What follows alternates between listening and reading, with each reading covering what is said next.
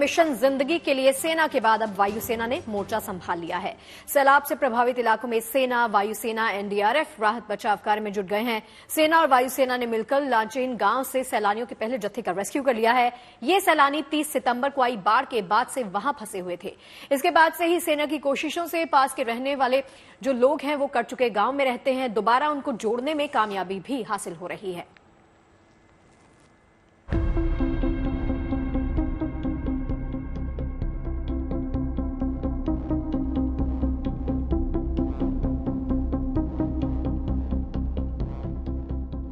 कुदरती आपदा झेल रहे सिक्किम में ये मिशन जिंदगी की उड़ान है।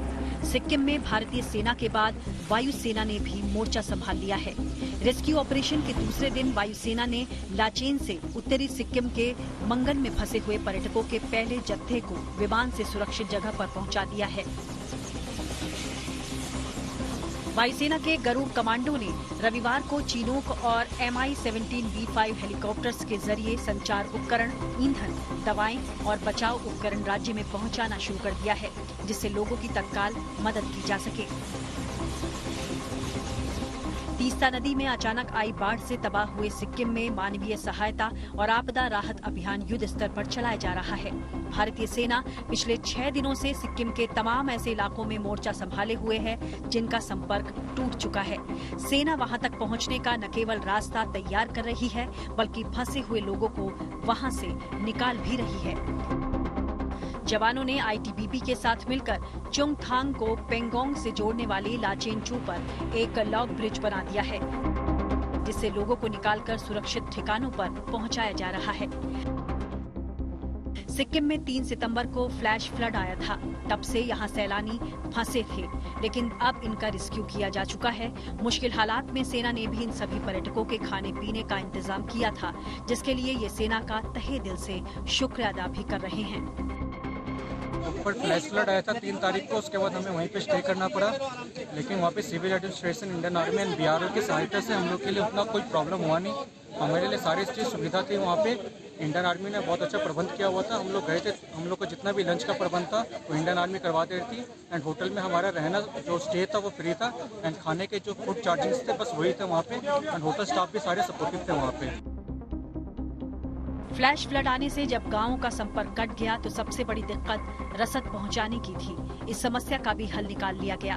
देखिए किस तरह जोंगू गांव में जरूरी रसद की सप्लाई जिप लाइन से की जा रही है।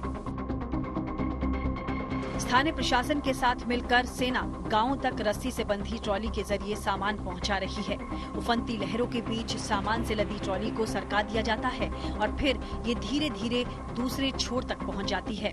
वहां किनारे पर खड़े गांव के लोग सामान को ट्रॉली से निकालते हैं और फिर उसे जरूरतमंदों के बीच बांट दिया जाता है। मिशन जिंदगी में सेना के साथ एनडीआरएफ भी मुस्तैदी से जुटी है। राहत और बचाव के अलावा सबसे ज्यादा चुनौती संपर्क बहाल करने की है। मकसद यही है कि कट चुके गांवों को जल्द से जल्द नजदीक के शहर से जोड़ा जाए।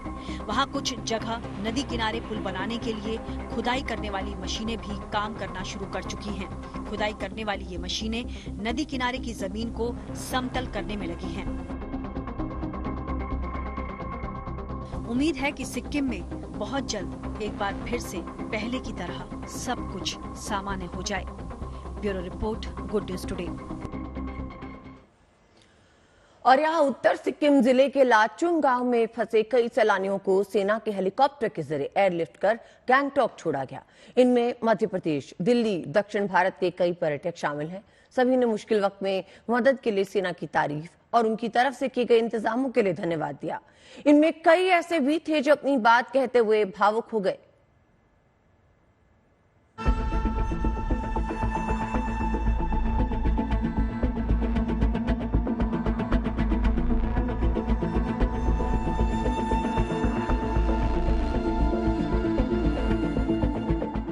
एमपी इंदौर से हैं हम, पूरा ग्रुप लाचुंग से। यहाँ पे हमको सेना ने एयरलिफ्ट किया है, डायरेक्ट गंगटोक छोड़ा है। अब हमारा वापस इंदौर जाने का प्रोग्राम हैगा।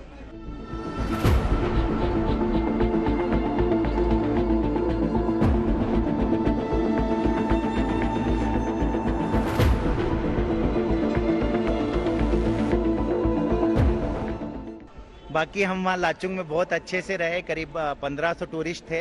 1500 टूरिस्ट की बहुत अच्छी देखभाल करी सेना ने। वहाँ पर सभी होटल में आर्मी ने सभी होटल में बोल रखा था कि हमारे गेस्ट है, किसी को भी कोई तकलीफ नहीं होना चाहिए।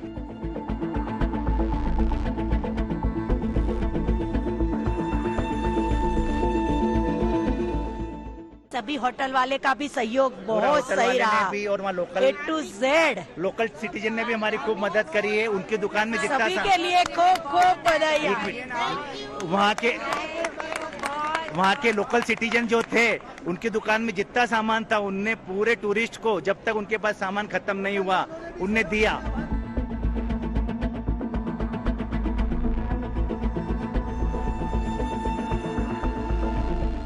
बहुत अच्छी सुपर व्यवस्था।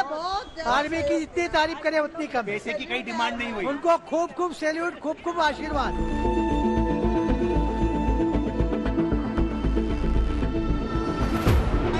सबके लिए तालियां, यहाँ की गवर्नमेंट के लिए, यहाँ की मीडिया के लिए, यहाँ की पुलिस के लिए और यहाँ के प्रशासन के लिए। उतरने के बाद भी हमारी पूरी जानकारी ली गई और हमें आगे पूरा शिफ्ट करने के लिए आश्वस्त किया गया।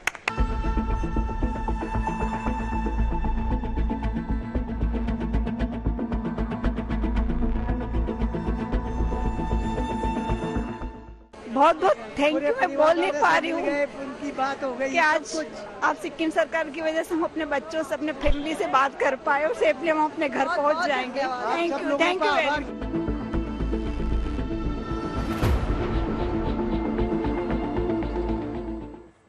और चलिए बात कर लेते हैं सीजन की पहली बर्फबारी के बारे में। जम्मू कश्मीर में जो बर्फबारी भीषण सर्दी के दिनों में कभी सितम का सबब बन जाती है, वो अभी राहत का पैगाम लेकर आ गई है। जम्मू कश्मीर के अलग अलग इलाकों में बर्फबारी शुरू हो चुकी है। गांदरबल जिले में ऊंची पहाड़ी इलाकों में बर्फ गिरने के साथ ही जोजिला रोड को बंद कर दिया गया है। सड़कों पर बर्फ की चादर बिछने से आवाजाही रोक दी गई है। अनंतनाग में भी ताजा बर्फबारी से ट्रैफिक मूवमेंट थोड़ा सा कम हो गया है। बर्फ की मोटी मोटी चादर ने पूरे इलाके को ढक दिया है। सिंथन किश्तवाड़ रोड पर भारी बर्फ के जमा होने की वजह से आवाजाही रोक दी गई है। वहीं गुलमर्ग में भी ऐसी तस्वीरें सामने आई हैं, जहां पर ताजा बर्फबारी से मौसम सुहाना हो गया है। बर्फ से ढके पहाड़ों ने सैलानियों को बुलाना एक बार फिर से शुरू कर दिया है।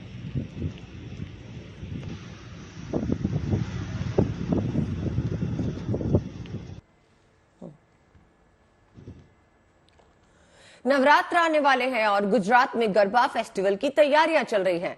अहमदाबाद में कई कलाकार पारंपरिक ड्रेस पहन के गरबा डांस की प्रैक्टिस करने में जुटे हैं। वहां रंग बिरंगी पोशाक और संस्कृति के मनमोहक रंग बिखरे हैं। भारत का पश्चिम हिस्सा गुजरात से लेकर पूर्व यानी पश्चिम बंगाल कला और संस्कृति के रंग में रंगा हुआ है। पश्चिम बंगाल की दुर्गा पूजा दुनिया भर में फेमस है। कोलकाता में ट्राम सर्विस इस साल 150 साल की हो गई। इस महीने दुर्गा पूजा के दौरान इसका जश्न मनाया जाएगा। इसके लिए ट्राम कार को नया रूप दिया गया है। उसे दुर्गा पूजा के रंग में रंगा गया है। ट्राम कार त्योहार को एक अनोखे तरीके से मनाने के प्रयास का हिस्सा है। तो चलिए अब आपको गुजरात लेकर चलते हैं, जहां नवरात्र की तैयारियों में जुटा है चर्चित गरबा ग्रुप पनघट। पनघट ग्रुप इस साल 18 किलो की खास तरह की पोशाक में परफॉर्मेंस देने की तैयारी कर रहा है। तो जाहिर सी बात है कि ये गरबा बेहद खास होने वाला है, जिसको लेकर गरबा पेश करने वाले कलाकार भी बेहद एक्साइटेड हैं।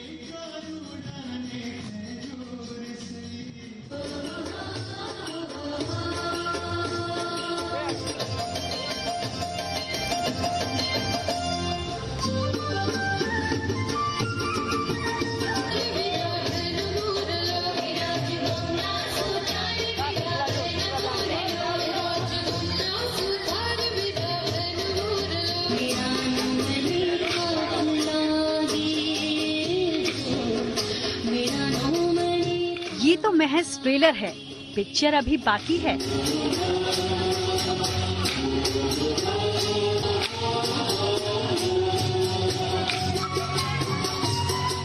गुजरात नवरात्रि आने से पहले ही गरबे के रंग में रंगने लगा है।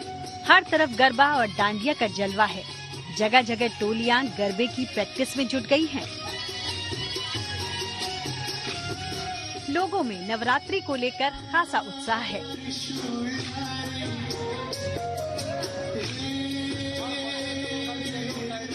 गरबे की शाम को खास बनाने के लिए अभी से टोलियां फुल ड्रेस में प्रैक्टिस कर रही हैं।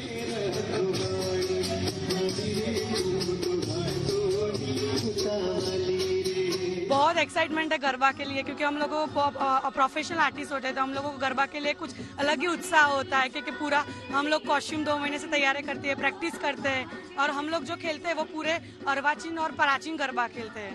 ये ड्रेस बहुत ही ज़्यादा मेहनत से बनाते हैं और 2 महीने तो लगते हैं ड्रेस बनाने में, क्योंकि बहुत बारीकी से काम किया हुआ है पूरे कॉस्ट्यूम में एंड एंटायर ही बहुत मेहनत की है, लगाई है सबने।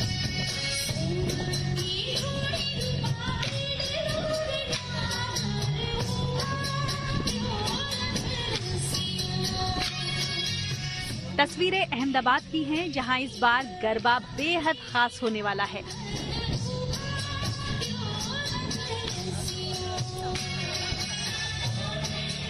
पनघट परफॉर्मिंग आर्ट ग्रुप के इस गरबे में खास तरह का रंग जमाने की तैयारी है। ग्रुप के कलाकार इस बार खास तरह की पोशाकों में नजर आएंगे। एक एक पोशाक 18 किलो की होगी।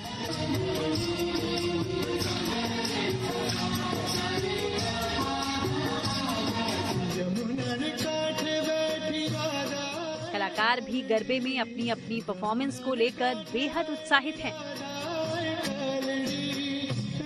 पनघट अपना प्रचलित है अपने ट्रेडिशनल स्टेप के लिए, जिसके अंदर ताली, चपटी और हींच का समन्वय होता है। और हमारा जो ट्रूप है बरसों से 23 साल से अपनी जो भातीगढ़ संस्कृति है, अपना जो मूल बात है गरबा की, जिसमें प्राचीन और अर्वाचीन गरबा की बात होती है, उसी परंपरा को रखते हुए, संभालते हुए आने वाली पीढ़ी के लिए जतन करने के लिए सिखाते हैं। और वही हम लोग सिखाते, कोई फिल्मी और वेस्टर्न डांस हम नहीं सिखाते।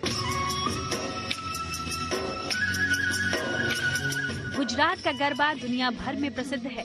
विदेशी से लोग इस पर्व में शामिल होने के लिए आते हैं। नवरात्रि के मौके पर तो न केवल गुजरात बल्कि पूरे देश में गरबा लोग बड़े शौक से करते हैं।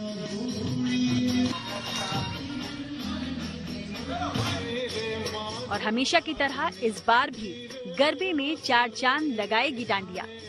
Bureau report, good news today.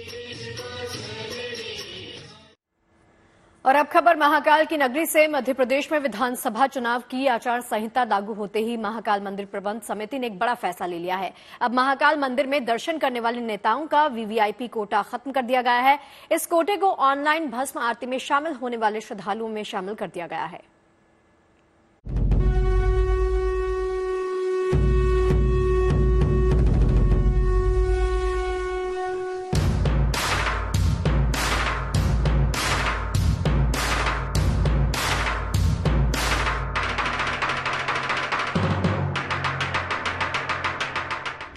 राजा हो या रंग, महाकाल के दरबार में सब एक समान माने जाते हैं। लेकिन बात जब जनप्रतिनिधियों या किसी खास वीवीआईपी की आती है तो उनके दर्शन के लिए खास व्यवस्था की जाती है।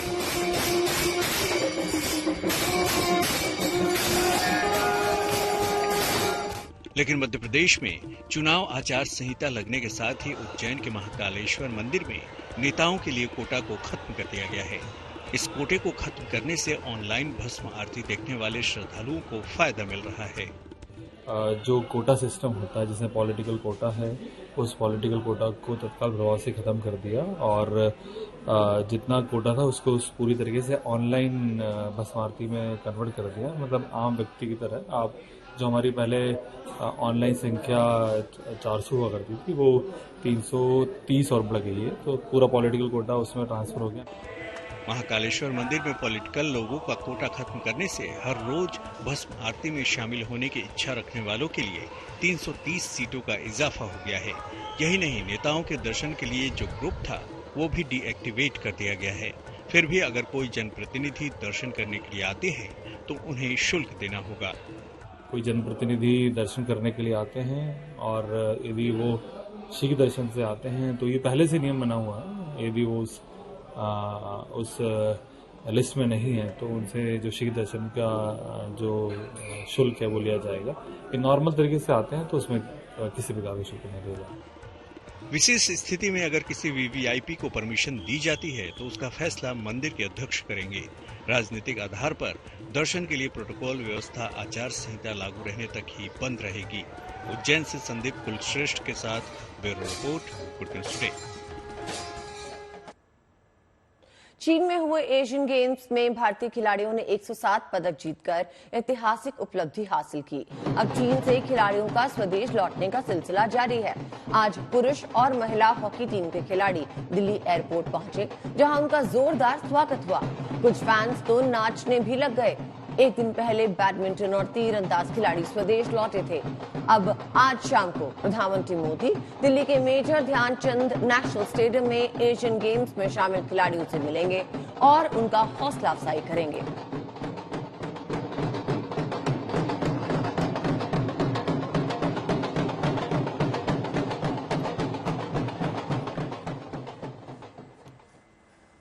तो कैसे एशियन गेम्स में उन खिलाड़ियों ने अपने सपनों को सच करके दिखाया है जिन्होंने जिंदगी में अभाव के अलावा कुछ नहीं देखा। कुछ ऐसी कहानी मुंबई से सामने आई है, जहां एक पिता ने अपने छोटे से घर में बेटी को कामयाब बनाने का सपना बुना और बेटी ने देश के लिए सिल्वर लाकर उस पिता को जिंदगी भर की खुशियां दे दी हैं।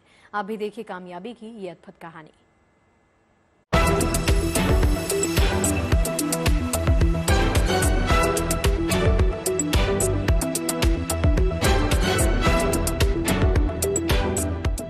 ये फटे हुए जूते एशियन गेम्स में सिल्वर मेडल जीतने वाली एथलीट ऐश्वर्या मिश्रा के हैं, जिन पर उनके पांव से निकले खून के निशान हैं, जो उनके संघर्ष की कहानी कह रही है। ऐश्वर्या मिश्रा, जिसने इस बार एशियन गेम्स में 4x400 मीटर रिले दौड़ में सिल्वर मेडल जीता, वो मुंबई के इसी दहिसर इलाके में रहती है।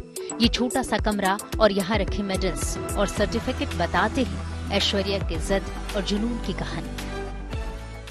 मुंबई शहर के छोटे छोटे कमरों में बड़े बड़े सपने पनपते हैं। इन सपनों में बहुत बार ऐसा होता है कि लोग जो हैं हिम्मत हार जाते हैं, बट कुछ सपने पूरे करने के लिए बेहद ज्यादा हिम्मत लगती है और उस हिम्मत के साथ सपने भी पूरे होते हैं। मुंबई में दहिसर इलाके में ऐश्वर्या मिश्रा का घर। ऐश्वर्या मिश्रा, जिन्होंने भारत का नाम इस साल एशियन गेम्स में रोशन किया और भारत की मेडल टैली को 107 तक पहुंचाया। ऐश्वर्या, जिसकी प्रतिभा को कभी कबड्डी खिलाड़ी रहे उनके पिता ने पहचाना और बेटी की आंखों में सपने भरे। सपना एक कामयाब एथलीट बनने का, और बेटी ने उन सपनों में रंग भरा पूरी लगन से। लगन ऐसी कि आर्थिक अभाव को कभी आड़े नहीं आने दिया। फटे हुए जूते पहनकर ट्रैक पर दौड़े, पांव लहूलुहान हो गए, लेकिन हार नहीं मानी। जब रेसिंग को करियर के तौर पर अपनाया, तब ट्रैक पर भागने के लिए उसके पास स्पाइक वाले जूते नहीं थे। मुश्किल से पिता ने एक स्पाइक शूज खरीदा, लेकिन कुछ ही दिनों में वो फट गए।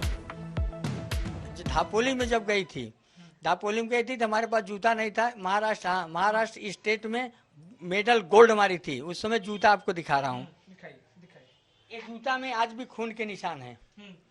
ये देखिए खून के निशान है। ये हर जूता फेंक सकता था, हर जूता जैसे उसका नहीं रखा। ये जूता क्यों रखा?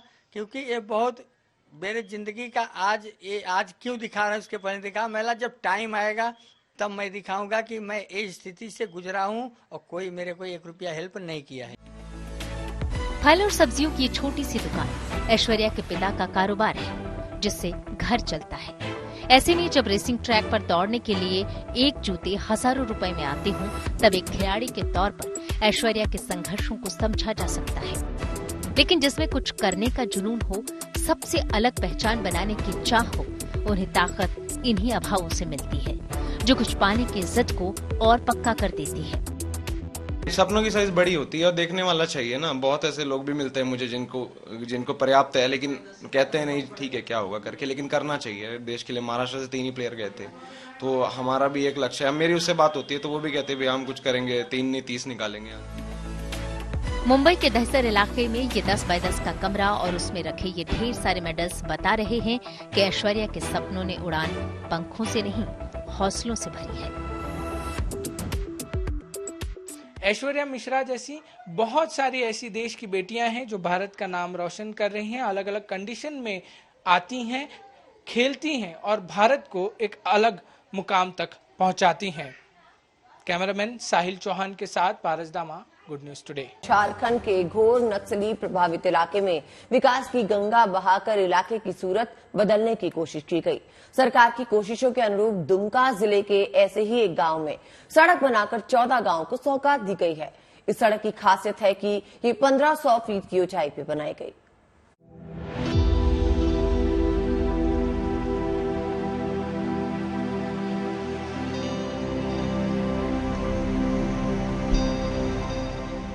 भले ही ये राह हो, लेकिन 14 गांवों की ऐसी चाह इसमें समाई हुई है जिसने अब इन गांवों के लोगों की जिंदगी बदल दी है। झारखंड के दुमका में 1500 फीट की ऊंचाई पर बनी ये सड़क यहाँ की आदिवासी जातियों के लिए सरकार के आशीर्वाद की तरह है। काठीखुंड प्रखंड यानी ब्लॉक में पड़ने वाली ये गांव नक्सली बेल्ट में शुमार हैं, वो भी अति संवेदनशील इलाकों के तौर पर। लेकिन RWAD की पहल ने इन गांवों का सपना साकार कर दिया और सहूलियत कितनी मिली है ये गांव के युवा बुजुर्गों और लोगों से समझ पाना मुश्किल नहीं है। जब रोड नहीं था तो उस टाइम बहुत दिक्कत होती थी। जब लोग बीमार होते थे तो मरीज लोग वो लोग को नहीं हॉस्पिटल तक नहीं पहुंचा सकते थे वो लोग को। तो जब से ये रोड बनी है तब से एम्बुलेंस सब आती है जाती है। पहले तो कोई गाड़ी नहीं आना चाहती थी यहाँ पे। इस रोड ने इलाके का कायाकल्प कैसे किया, इस चेहरे की मुस्कान बता रही है। क्योंकि रोड न होने की स्थिति में दाल रोटी के लिए 40 किलोमीटर का सफर इस आदमी के बूते की बात नहीं थी, लेकिन अब यही व्यक्ति रोज कमाई के लिए ये सफर तय कर रहा है। पहले जैसे कष्ट था अब उसी तरह नहीं है। अब बहुत आसानी से आने जाने में सुविधा मिल रहा है। अब इसी तरह ही रहना चाहिए, हमारे कहने यही बात। लकड़ी से अब कोई काम नहीं है तो इसी में से तेल साबुन कोई भी थोड़ा बहुत तो लकड़ी का बेचते हैं आप। हाँ। सिर्फ इस इलाके का भूगोल ही नहीं बदला है बल्कि सामाजिक ढांचा भी बदला है।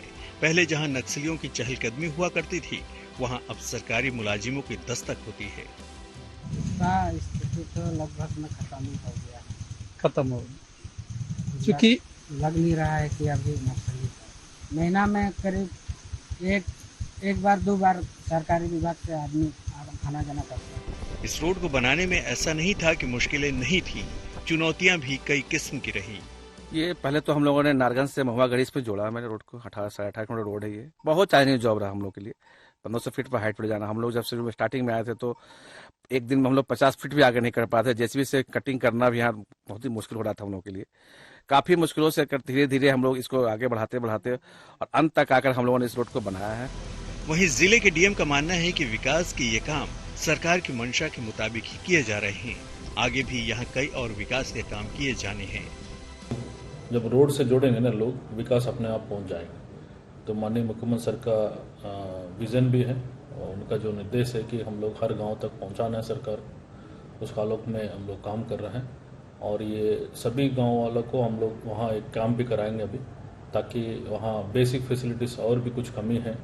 और माननीय मुख्यमंत्री सर का आदेश है कि एम्प्लॉयमेंट से जोड़ना है, तो मुख्यमंत्री एम्प्लॉयमेंट गारंटी प्रोग्राम के तहत भी हम लोग वहाँ लोगों को मदद करने के लिए कोशिश करेंगे। बहरहाल सरकारी कोशिशों से ही सही इस इलाके को नई जीवन रेखा मिल चुकी है, जिसके बाद इलाके में होने वाला बदलाव भविष्य की कई संभावनाओं के दरवाजे खोलेगा। इसका भरोसा अब इलाके के लोग भी करने लगे हैं। दुमका से मृत्युंजय कुमार पांडे के साथ रिपोर्ट, गुड न्यूज टुडे।